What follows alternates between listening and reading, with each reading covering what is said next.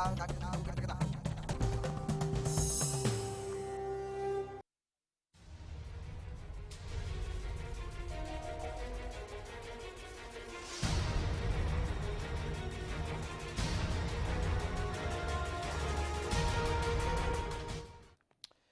स्वागत है आपका हरियाणा न्यूज में। आप देख रहे हैं विशेष, आपके साथ मैं हूं भुवन शर्मा। विशेष में आज हम बात करेंगे एक ऐसे आंकड़े की जिसने सबको हैरान करके रख दिया है। प्रदेश से जुड़ा यह आंकड़ा है। हरियाणा में 32,000 नौकरियों पर 42 लाख आवेदन आए हैं।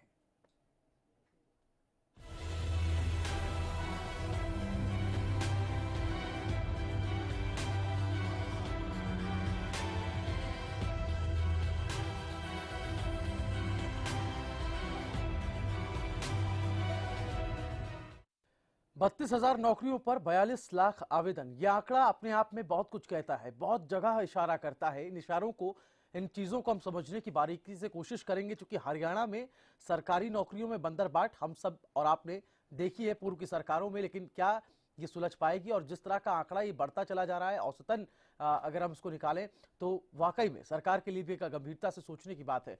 इस पूरे मुद्दे पर हम बात करेंगे, लेकिन उससे पहले आपको दिखाते हैं स्पेशल रिपोर्ट। सपनों के लिए सबसे बड़ा युद्ध। इस जंग में हथियार है बेकार, सिर्फ हुनरबाज की बुलंद है आवाज। 32,000 कुर्सी पर 42 लाख नजरें, हर पद पर 131 उम्मीदवार। जो जीता वही सिकंदर। सरकारी नौकरी, इसकी उम्मीद में ना जाने कितने ही युवा पैसे के साथ खूब पसीना भी बहा रहे हैं, महंगी महंगी कोचिंग क्लासेस ले रहे हैं। लेकिन आज जो खबर हरियाणा न्यूज आपको दिखाने जा रहा है, उसे देखकर आपके सुनहरे सपनों को ठेस जरूर पहुंच सकती है, लेकिन ये सच्चाई कड़वी है। हरियाणा में 32,000 नौकरियों पर 42 लाख आवेदन आए हैं। औसतन एक नौकरी पर 131 आवेदक है। अभी तक 109 कैटेगरी के 3,000 पदों की भर्ती प्रक्रिया पूरी हो चुकी है। 3,000 पदों पर 1,20,000 आवेदन आए। आवेदकों ने अंबाला, पंचकुला, यमुनानगर, कुरुक्षेत्र और पानीपत में 19 परीक्षाएं दी है। बाकी 29,000 नौकरियों की प्रक्रिया इस साल पूरी होने की संभावना है। सबसे ज्यादा लिपिकों की जरूरत। इतना ही नहीं, पुलिस भर्ती का भी कुछ ऐसा ही हाल है। हरियाणा में पुलिस की भर्ती प्रक्रिया 19 जनवरी से शुरू हो जाएगी। पुलिस के 6,000 पदों पर भर्ती की जानी है, जबकि पदों के लिए 6 लाख युवाओं ने आवेदन किए हैं। सरकारी नौकरी हरियाणा में हमेशा से ही राजनीतिक मुद्दा रही है और लगभग सभी सरकारों पर नौकरियां बांटने में क्षेत्रवाद, भाई भतीजावाद और जातिवाद को बढ़ावा देने के आरोप लगते रहे हैं। हालांकि प्रदेश के इतिहास में पहली बार हुआ है कि जब आवेदन से लेकर रिजल्ट घोषित होने तक ऑनलाइन प्रक्रिया अपनाई गई है। लेकिन सवाल यहाँ रोजगार है। जब एक नौकरी के लिए 131 उम्मीदवार है, तय है कि नौकरी किसी एक को ही मिलेगी, लेकिन बाकी 130 का क्या होगा, ये एक बड़ा सवाल है। Bureau report, Haryana news. एक पद 131 आवेदक। जी हाँ, कुछ यही हाल है। कुछ सवाल हम विशेष के इस मंच से इस पूरे मुद्दे को लेकर उठा रहे हैं। वो सवाल आपके सामने, आखिर बेरोजगारी कब खत्म होगी? सवाल नंबर 2, आखिर कैसे सबको नौकरी मिले? एक वायदा चुनाव के दौरान भी किया जाता रहा, हमेशा किया जाता रहा है। क्या बेरोजगारों पर सही नीति अब तक नहीं बनी? सरकार के रोजगार देने के दावे झूठे हैं क्या? सरकारी नौकरी पाना आखिर मुश्किल क्यों होता है? इस तरह के कई सवाल हम उठा रहे हैं। हमारे साथ वरिष्ठ पत्रकार महेंद्र सिंह जी इस वक्त स्टूडियो में। महेंद्र सिंह जी नमस्कार। गोविंद भारद्वाज जी हमारे साथ, बीजेपी प्रवक्ता, इस वक्त फोन पे हैं। गोविंद जी, मेरी आवाज सुन पा रहे हैं आप? गोविंद भारद्वाज जी, मेरी आवाज आपको मिल रही है? चलिए, लगता है आवाज उन तक नहीं पहुंच पा रही। लेकिन महेंद्र सिंह जी, जैसा कि हम बार बार कह रहे हैं, आंकड़े जो सामने हमारे हैं, एक पद है, 131 आवेदक हैं। और सरकारी नौकरियां कैसे हरियाणा में राजनीतिक मुद्दा हमेशा से रही हैं और बेरोजगारी कैसे चुनावी मुद्दा हमेशा से रही है। मैनिफेस्टो में हर राजनीतिक दल के उसमें नजर आता था कि सभी को रोजगार मिल जाएगा, खुशहाली चारों तरफ होगी, हरियाणा नंबर 1 का नारा पूर्व की सरकार ने भी दिया। ये सब कुछ होता रहा है, लेकिन सरकारी नौकरियों को लेकर अनिश्चितता का माहौल अभी तक खत्म नहीं हुआ है। देखो भुवन जी, जैसा अभी आप बता रहे थे, हाँ। एक चीज मैं बहुत स्पष्ट कर दूं कि कोई भी राजनीतिक दल ने अपने चुनावी घोषणा पत्र में कभी भी सभी को सरकारी नौकरी देने की बात कभी नहीं की और ना लिखित दस्तावेज में ये मेंशन किया। हाँ, ये जरूर कहा कि सबको रोजगार दिया जाए। यही मैं कह रहा था कि बेरोजगारी खत्म करने की बात। हाँ हाँ, अब ये है कि एक तो सबसे बड़ी बात ये है कि सरकारी नौकरियों की ये जो स्थिति आपने स्पष्ट किया, उजागर किया आज, हाँ, कि 32,000 नौकरियों के लिए 42 लाख जो आवेदन आए हैं, है ना जी, हाँ, इसकी सबसे बड़ी वजह जो है वो ये है कि प्रदेश में सरकारी नौकरियों को राजनीतिक चंगुल से जब तक नहीं निकाला जाएगा, हाँ, हाँ, ये स्थिति बनी रहेगी। दरअसल ये स्थिति क्यों कर बन गई एकदम, इतने बेरोजगार कहां से एकदम हो गए? दरअसल इसकी सबसे बड़ी वजह तो ये है कि हमारी जो शिक्षा पद्धति है, हमारी जो एजुकेशन है, वो जॉब ओरिएंटेड नहीं है। आप पहली क्लास से आप एमए, एमएससी, कुछ भी हायर एजुकेशन तक आप देख लीजिए, कोई भी एजुकेशन है ना, वो हमको जॉब की गारंटी नहीं देती है जी, ये बात बहुत स्पष्ट है। तो जब तक एजुकेशन को जॉब ओरिएंटेड नहीं करोगे तब तक ये आंकड़ा बढ़ता ही जाएगा। क्लियर है ये बात। अब दूसरा क्या है कि अब इसमें 3 वजह निकलती है बहुत स्पष्ट रूप से।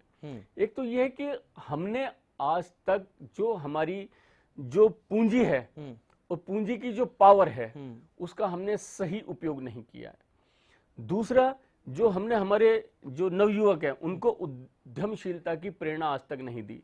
और तीसरी है कि हमने हमारे युवाओं को सरकारी नौकरियों से आगे सोचना ही या निकलना ही नहीं सिखाया है। हाँ। यानी कि मेरा ये कहना है कि हालांकि प्रधानमंत्री नरेंद्र मोदी ने सरकारी नौकरियों के लिए जो साक्षात्कार है उसको बंद करने की बात कही है कुछ ग्रेड की नौकरियों में, लेकिन मेरी अपनी ये सोच है कि सरकारी जो नौकरी है, आप जैसे अप्लाई करते हैं उससे पहले सरकार एक टेस्ट जरूर ले कि आपको ये नौकरी, आप ये नौकरी क्यों करना चाहते हैं। ये बहुत जरूरी है। ये बहुत बारीक आपने पहलू को छुआ है। मैं हमारे साथ 2 मेहमान फोन लाइन पे, उनका स्वागत करना चाहूंगा। गोविंद भारद्वाज जी हमारे साथ बीजेपी की तरफ से जुड़ रहे हैं, केवल ढींगरा साहब कांग्रेस से हमारे साथ हैं। गोविंद भारद्वाज जी, आपसे मेरा पहला सवाल है कि जैसा कि भारतीय जनता पार्टी ने चुनाव के दौरान मैनिफेस्टो में यह वायदा प्रदेश की जनता से किया था कि अगर हमें आप सत्ता देते हैं तो हम बेरोजगारी को दूर करेंगे, लेकिन स्थिति अब कुछ प्रदेश में ऐसी हुई है, जो आंकड़े सामने हैं, एक पद में, एक कुर्सी पर 131 नजरें टिकी हुई, 131 आवेदक हैं। कैसे इस स्थिति को आप लोग संभाल पाएंगे? क्या कुछ आपके पास इसको लेकर रोड मैप है? निश्चित रूप से हमने जो अपने घोषणा पत्र में कहा था जी, वो आपके ये आंकड़े उस गंभीरता को प्रदर्शित कर रहे हैं कि बेरोजगारी किस तरह से मुंह बाए खड़ी है। और माननीय मोदी जी ने जो स्किल इंडिया का एक नया प्रोजेक्ट सामने रखा है कि न केवल सरकारी नौकरियों की तरफ ही नौजवानों का रुझान हो, प्राइवेट सेक्टर में भी अधिक से अधिक अच्छी हाईली पेड सैलरी, बहुत अच्छी सैलरी अट्रैक्शन लोगों को मिल रहे हैं। मैं समझता हूं कि धीरे धीरे आप देखेंगे कि 1 साल के बाद बहुत बड़ा प्राइवेट सेक्टर बेरोजगारों को रोजगार देगा। हाँ, लेकिन गोविंद भारद्वाज जी, मैं आपसे समझना चाहता हूं, चूंकि ऐसा कोई हम लोग फॉर्मेट अभी तक देख नहीं पा रहे हैं। देखिए, अगर प्राइवेट, जैसा कि यहाँ पर महेंद्र सिंह जी हमारे साथ हैं, वरिष्ठ पत्रकार, वो कह रहे हैं कि जो दूसरे विकल्प हैं उनके बारे में भी जानकारी हमारे युवा पीढ़ी को नहीं है, या जो बेरोजगार हैं उनको नहीं मिल रही है। कैसे वो उस औरा से बाहर आए? सरकारी नौकरी का एक औरा अब भी बना हुआ है, उसकी बानगी आप लगा सकते हैं कि 32,000 सिर्फ पद हैं और 42 लाख आवेदक आपके पास आ रहे हैं आवेदन करने के लिए। यानी सरकारी नौकरी में ही सब आना चाहते हैं, या उसी को सब लोग अंतिम मैंने कि सरकारी नौकरियों से आगे सोचना ही नहीं सिखाया है हमने हमारे युवाओं को। तो इस तरह का आपके पास क्या फॉर्मेट है? मोदी सरकार ऐसा कोई फॉर्मेट दे पा रही है क्या? ऐसा कोई विकल्प है? अगर होता तो इस तरह के आवेदन आपके पास नहीं आते ना। समझता हूँ किसी भी सरकार के लिए बड़ा संभव नहीं है, लेकिन सबको रोजगार देना ये सब सरकार के लिए संभव है। चलिए, ठीक है, हमारे साथ केवल ढींगरा साहब है। केवल ढींगरा साहब, आपकी क्या प्रतिक्रिया है इस पर? देखिए, आप देखिए भारतीय जनता पार्टी किस तरह से यू टर्न ले रही है इस बात पे। जब ये अपना मैनिफेस्टो की ये बात कर रहे थे, मैनिफेस्टो में इन्होंने अपने मैनिफेस्टो उठा के उसको पढ़ते नहीं है। उसमें लिखा है इन्होंने 1 लाख नौकरी पर ईयर देंगे। आज आप मेरे को ये बताएं कि 1 लाख नौकरी इन्होंने पर ईयर दे दी क्या? 14 महीने हो चुके। और दूसरी प्राइवेट सेक्टर की बात कर रहे थे, तो मैं ये इनसे पूछना चाहूंगा कि प्राइवेट सेक्टर में इन्होंने अभी तक क्या किया है? कौन सी इन्होंने नौकरी देने का कौन सा इन्होंने प्रावधान आज तक 14 महीने की सरकार ने किया है? एक भी कोई चीज के लिए, मैं वो या कोई और चीज जो के लिए मैनिफेस्टो वाला पॉइंट है सर, उसको जवाब ले लेता हूं, फिर हम चर्चा को आगे बढ़ाते हैं। गोविंद भारद्वाज जी, क्या कहेंगे आप? जो वायदा मैनिफेस्टो में आपकी पार्टी ने किया था चुनाव के दौरान, वो कह रहे हैं कि वो आपने पूरा नहीं किया। क्या कह रहे हैं? वो कहते हैं कि 1 लाख नौकरी देने का वायदा, 1 लाख बेरोजगारों को रोजगार देने का वायदा आपने मैनिफेस्टो में किया था चुनाव के दौरान। अब 14 महीने की सरकार आपकी हो गई, आप बता दीजिए कि आपने 1 लाख रोजगार पैदा किए हैं क्या? नहीं, बिल्कुल जो वादा किया वो हम एक मिनट में तो नहीं होगा। ये हमने 5 साल में 1 साल की मियाद तय की गई थी, वो कह रहे हैं मैनिफेस्टो में 1 साल की मियाद आपने तय की थी जी। 1 साल की वो कह रहे हैं कि मियाद आपने तय की थी। 1 साल में नहीं, ऐसा कहाँ है इसमें। चलिए ठीक है, आगे बढ़ते हैं। मोहन जी, हाँ मोहन सिंह जी, बहुत सीधी सी बात है, ये दोनों मेहमान फोन पर बने हुए हैं। हाँ। बहुत सीधी सी बात है, चुनावी घोषणा पत्र में जो ये लोग कहते हैं और जो लिखते हैं उसकी सच्चाई तो 1 मिनट में सामने आ जाएगी।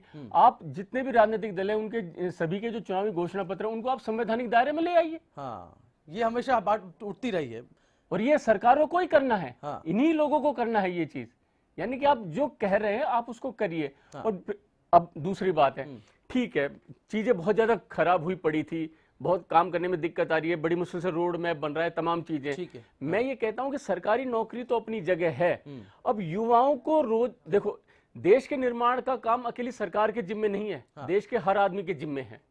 युवाओं के अंदर वो सोच आप लाइए कि वो अपना तो यानी कि खुद तो आत्मनिर्भर बने ही रोजगार के क्षेत्र में, अपने साथ 5-10 अन्य युवाओं को भी आत्मनिर्भर और बनाए, उनको भी आप रोजगार आप वो दे सके।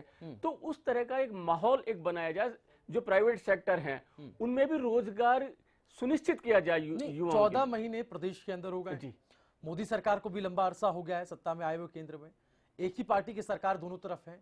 अब थोड़ा सा इसको इस मूड से भी देखते हैं, इस पहलू से भी देखते हैं। वो तो क्या लगता है बदलाव की दिशा में क्या काम किया जा रहा है? वो सरकारी नौकरी का तो प्रारूप हर साल है ही। हाँ, ये तो आप रूटीन, वो तो रूटीन प्रोसेस है कि नौकरियां पद खाली होंगे तो आप उसके लिए आवेदन के लिए आप नोटिफिकेशन निकालेंगे ही, उसकी भर्ती प्रक्रिया भी जो हरियाणा कर्मचारी चयन आयोग है वो करेगा। उसमें ये थोड़ा डेवलपमेंट हुआ है कि पारदर्शिता की बात उसमें की गई है। ऑनलाइन परिणामों से लेकर जो परीक्षाएं होंगी वो सब चीजें वो ऑनलाइन करने की बातें कह रहे हैं।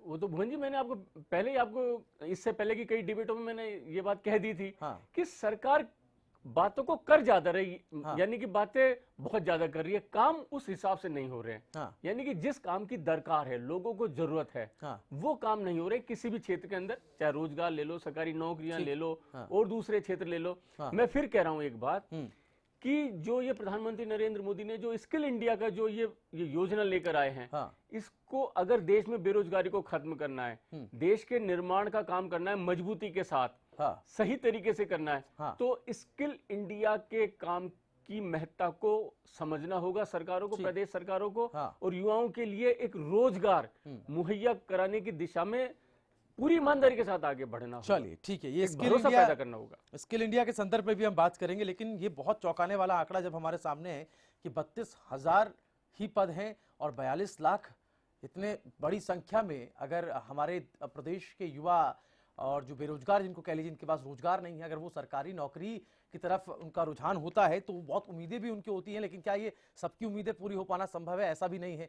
तो इसको सरकार, इस स्थिति को सरकार कैसे संभालेगी? और जो लोग सरकारी नौकरी के धारा में नहीं आ पाएंगे, उस चक्र में नहीं आ पाएंगे, उनके लिए फिर क्या विकल्प बचता है? उसके लिए क्या दूसरा कोई ऑप्शन ऐसा खड़ा किया गया? स्किल इंडिया के संदर्भ में भी हम बात कर लेंगे, क्योंकि बातें केंद्र में बैठकर भी की जा रही हैं, लेकिन क्या उनको अमली जामा पहनाया जा रहा है? उसके लिए रोड मैप क्या है जमीनी स्तर पर, उसको भी हम समझने की कोशिश जरूर करेंगे। एक छोटा सा ब्रेक हम ले रहे हैं, जल्द होंगे हाजिर।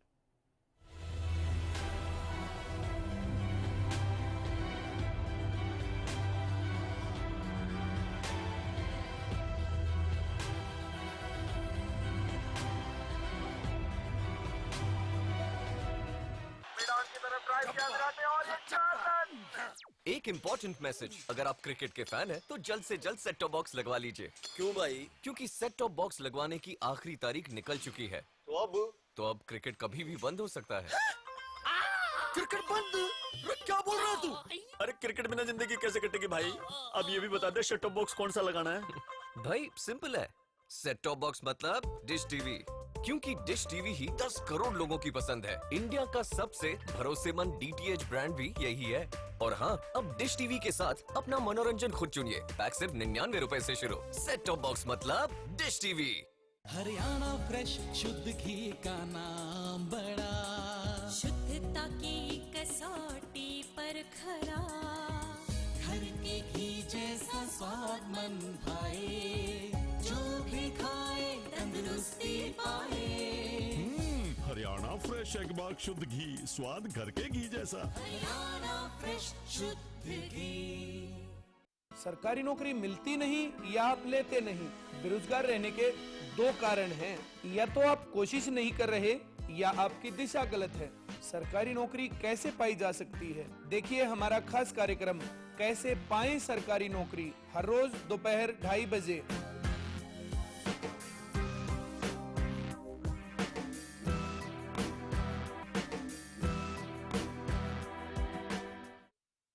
इस लड़के का नाम मोहित मिगलानी है, उम्र 22 साल। ये लड़का कई महीनों से लापता है। किसी भी सज्जन को इसके बारे में कोई जानकारी मिले तो कृपया इन नंबरों और पते पर संपर्क करें। सूचना देने वाले को उचित इनाम दिया जाएगा। बस अब और नहीं। गुरबाज एग्रीकल्चर वर्क्स पेश करते हैं भारत सरकार द्वारा मान्यता प्राप्त प्रचलित रीपरों के मुकाबले ज्यादा चलने वाला, समय और डीजल की बचत वाला गुरबाज स्ट्रॉ रीपर। फसलों पर स्प्रे के दुष्प्रभाव ने पशुओं के थनों में सूजन, गांठ, एक थन का सो जाना, खून आना व दूध कम हो जाना आदि बहुत सी बीमारियों को जन्म दे दिया है। इसलिए मैं आपको ये सलाह देना चाहता हूँ कि आप अपने सभी पशुओं के हर ब्यांत पर सोमधारा योग का एक कोर्स जरूर करवाएं। जय गोगा जी हेयर ऑयल की तरफ से आप सभी देश और प्रदेश वासियों को नववर्ष की हार्दिक शुभकामनाएं। वो कौन है जो खुशबू लाता है, स्वाद बढ़ाए खाने में और सेहत बनाता है। तो बोलो बोलो पापा, मम्मी। खाने को टेस्टी बनाता है लक्ष्य शुद्ध देशी घी, खुशबू और स्वाद में हिट, सेहत को रखे फिट। लक्ष्य शुद्ध देशी घी, स्वाद और सेहत की बात शुद्धता के साथ।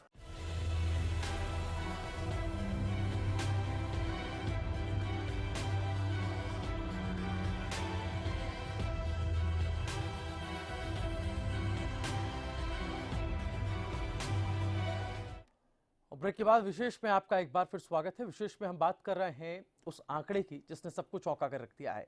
ये आंकड़ा बेरोजगारी से जुड़ा हुआ है। ये आंकड़ा एक उम्मीद के साथ जुड़ा हुआ है जो प्रदेश के युवाओं से जुड़ी हुई है, बेरोजगारों से जुड़ी हुई है, उस वायदे से जुड़ा हुआ है जो चुनाव के दौरान किया गया, या फिर सरकार क्या वो उम्मीदें पूरी कर पाएगी, या उस उम्मीदों को पूरा कर पाने में सरकार के पास क्या वो इंफ्रास्ट्रक्चर मौजूद है, एक फॉर्मेट, एक रोड मैप जिसकी हम बात कर रहे हैं, क्या वो मौजूद है। उसी के इर्द गिर्द हम चर्चा कर रहे हैं। और सब में एक पहलू जो अभी तक छूट रहा था वो पारदर्शिता का भी है, क्योंकि हम देखते आए हरियाणा के इतिहास में जो भी सत्तासीन राजनीतिक दल रहे हैं या फिर जो सत्तासीन पार्टियां रही हैं वो हमेशा इस कलंक को मिटा पाने में नाकामयाबी रही है, बल्कि उन्हीं पर उल्टा ये दाग लगते रहे कि उन्होंने उनके संरक्षण में ये सब चीजें होती रही। पूर्व की सरकारों को आप देख सकते हैं, कांग्रेस उसमें है, इनेलो उसमें है, और ये मामले कोर्ट में लंबित हैं।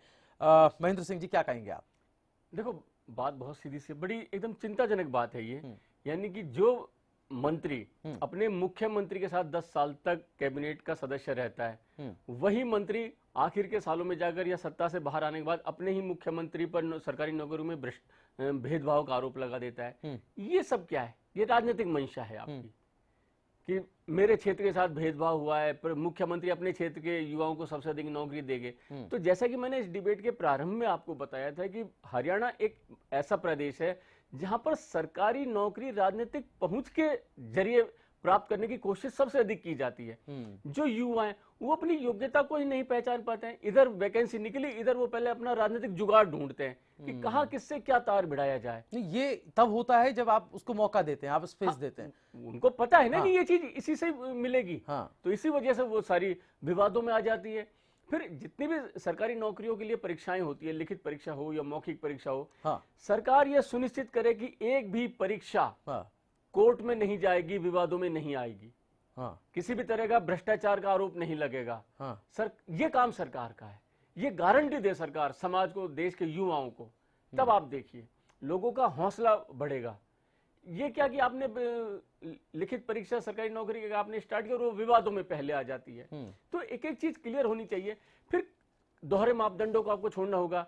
बड़े बड़े देखो कई डिपार्टमेंट ऐसे हैं जिनमें सरकारी भर्तियां होना पिछले 25-30 साल से बंद पड़ी हैं, हो ही नहीं रही है। जो भी काम है उसको आप एजेंसी हायर कर लो साहब, तो ये नया ट्रेंड चल गया। तो ये सारी चीजें क्यों हो रही है ये? तो मेरा ये कहना है कि सबसे पहले तो शिक्षा को रोजगार की गारंटी देने वाला बनाना होगा। बहुत स्पष्ट बात है। जो जिस तंत्र की आप बात कर रहे हैं, मैं जहां तक समझ पा रहा हूं महेंद्र सिंह जी, एक सिस्टम एक ऐसा डेवलप करने की कोशिश अब सरकार को करनी होगी जिसमें पारदर्शिता पूरे तौर पर हो। हालांकि ऑनलाइन की बात की जा रही है, मैं यहाँ पर ये भी जोड़ना चाह रहा हूँ कि बार बार हरियाणा कर्मचारी चयन आयोग की तरफ से, सरकार की तरफ से कहा जा रहा है कि इसको हमने पूरी तरह से ऑनलाइन प्रक्रिया बनाया है जिसमें सारा चीज इंटरनेट पर पब्लिक डोमेन में मौजूद होगा। लेकिन ऐसा और कैसे इस सिस्टम को डेवलप किया जा सकता है जिससे भरोसा बढ़े? बिल्कुल, मैंने बताया ना कि जैसे ही प्रदेश का युवा अपनी शिक्षा पूरी जैसे ही करता है, और जैसे कि हम एम्प्लॉयमेंट एक्सचेंज ऑफिस के अंदर हम अपना नाम दर्ज कराते हैं कहीं पर भी, तो सरकार यह सुनिश्चित करे कि पढ़ाई लिखाई के बाद युवा को एक भी दिन घर पर बेकार नहीं बैठने देगी सरकार, उससे काम लेगी, उसको रोजगार देगी। ठीक है, तो आपके पास जो क्षेत्र हैं उनमें उनके लिए जगह बनानी होगी कि आपने इस विषय की आपने पढ़ाई की है, इस विषय से संबंधित रोजगार आपका यहाँ पर है। उसके जो टेक्निकल एस्पेक्ट है, बिल्कुल हम कह सकते हैं कि प्रैक्टिकल एस्पेक्ट उसको भी बताना होगा। हमारे साथ रणवीर सिंह गंगवा साहब, इनेलो विधायक, इस वक्त फोन लाइन पे हैं। गंगवा साहब नमस्कार। नमस्कार जी। रणवीर सिंह गंगवा साहब, इस प्रदेश के अंदर चूंकि आपकी भी पार्टी की सरकार रही है, एक कुर्सी है, 131 नजरें हैं, यानी कि 32,000 पद हैं लेकिन 42 लाख आवेदक हैं। ऐसी स्थिति को कैसे सरकार संभाले, क्या कुछ कहेंगे आप? देखिए, जो मौजूदा सरकार है ये युवाओं से ये वायदा किया था इन्होंने कि या तो हम आपको रोजगार देंगे, और अगर जब तक रोजगार नहीं देंगे तब तक बेरोजगारी भत्ता देने का काम करेंगे। तो सरकार की जिम्मेदारी बनती है कि कहीं न कहीं जहां भी, चाहे प्राइवेट सेक्टर के अंदर, चाहे कहीं कोई सरकारी या कोई ऐसी स्कीम लेकर के आए जिससे युवाओं को रोजगार मिले। और जब ये वायदा करके सरकार आई है तो उनकी जिम्मेवारी बनती है कि जब तक उनको कोई सरकारी नौकरी नहीं मिलती है तो उनको भत्ता देने का काम करे। बेहद शुक्रिया गंगवा साहब आपका हमारे साथ जुड़ने के लिए। अब वक्त खत्म हो रहा है महेंद्र सिंह जी, हमारे पास एक आखिरी कमेंट आपसे चाहूंगा। जैसा अभी बातचीत में नया कंटेंट आया बेरोजगारी भत्ता, मैं आपको बहुत स्पष्ट कह रहा हूँ, तमाम सरकारें जो भी है, केंद्र में, प्रदेशों में जो भी है, आप युवाओं को बेरोजगारी भत्ता देकर आप उनको नाकारा मत बनाइए, आप उनको काम देने की व्यवस्था करिए। आप बेरोजगारी भत्ता मत दीजिए, आप काम दीजिए। देश के युवा को काम चाहिए, आप उसकी स्किल को पहचान कर आप उसको काम की व्यवस्था आप करिए। आप बेरोजगारी भत्ता देकर आप उसके कैरियर के साथ बहुत आदत को मत बिगाड़िए, या फिर आप बिल्कुल आप उसको कुछ भी कह लीजिए, किसी भी परिभाषा में ले। स्किल डेवलपमेंट की बात जो लगातार नरेंद्र मोदी जो हमारे प्रधानमंत्री, जब आप स्किल डेवलपमेंट की बात करें तो फिर बेरोजगारी भत्ता आप किस बात का दे रहे हो? आप एक विरोधाभास हो रहा है।